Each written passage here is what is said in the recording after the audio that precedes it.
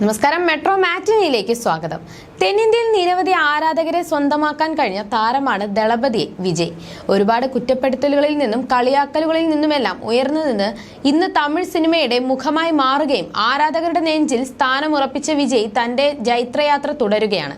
കഴിഞ്ഞ ദിവസമായിരുന്നു ഏറെക്കാലമായുള്ള അഭ്യൂഹങ്ങളെ തള്ളി വിജയ് രാഷ്ട്രീയ പാർട്ടി രജിസ്റ്റർ ചെയ്ത് എന്ന വാർത്ത പുറത്തു വന്നത്. തമിഴക വെട്രി കഴകം എന്ന പേരിലാണ് വിജയ് പാർട്ടി രജിസ്റ്റർ ചെയ്തിരിക്കുന്നത്.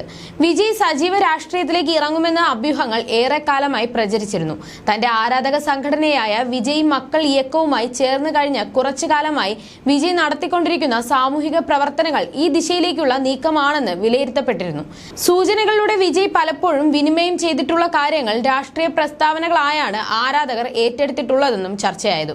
സിനിമകളുടെ പ്രൊമോഷണൽ വേദികളിൽ വരെ വിജയിൽ നിന്ന് ആരാധകർ കേൾക്കാൻ ആഗ്രഹിക്കുന്ന കാര്യം അദ്ദേഹത്തിന്റെ രാഷ്ട്രീയ പ്രവേശനം സംബന്ധിച്ചായിരുന്നു.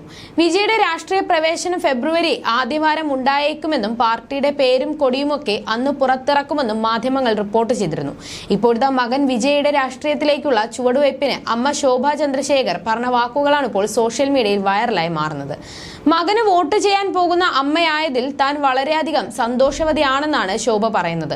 മതം, ജാതി എന്നിവയോട് താല്പര്യമില്ലാത്ത ആളാണ് വിജയ് എന്നും തന്റെ പിന്നിൽ നിൽക്കുന്നവർ മുന്നിലേക്ക് വരണമെന്ന് എന്നും ആഗ്രഹിക്കാറുണ്ടെന്നും അവർ നേതാക്കളാകാൻ പോകുന്നുവെന്നും ശോഭ പറഞ്ഞു. ശോഭയുടെ വാക്കുകൾ ഇങ്ങനെ: വിജയെക്കുറിച്ചുള്ള നിരവധി ചോദ്യങ്ങൾക്ക് ഞാൻ മുൻപ് വളരെ ലളിതവും കാഷ്വലായും മറുപടി തന്നിട്ടുണ്ട്.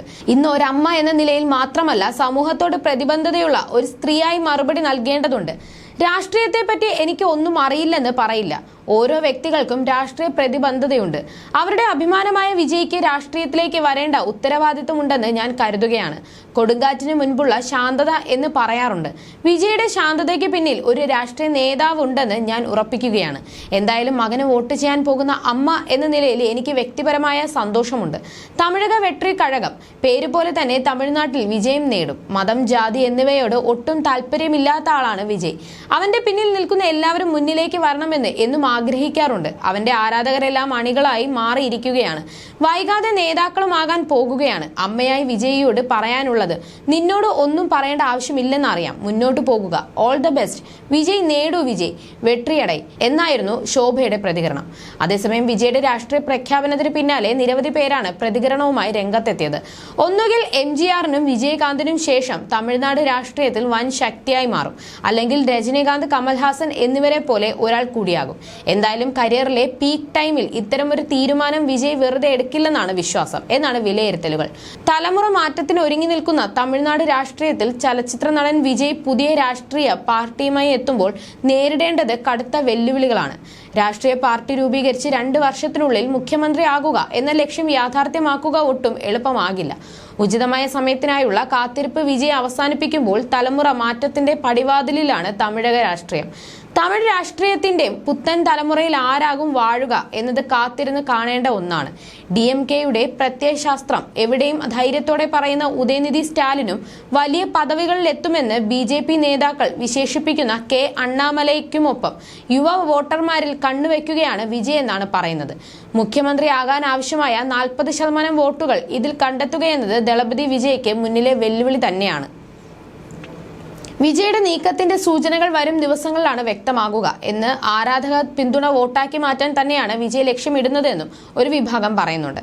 നടൻ വിജയകാന്ത് സ്ഥാപിച്ച DMDK ആദ്യ തെരഞ്ഞെടുപ്പിൽ 234 മണ്ഡലത്തിലും മത്സരിച്ചപ്പോൾ നേടിയത് 8.38% വോട്ടുകളാണ്.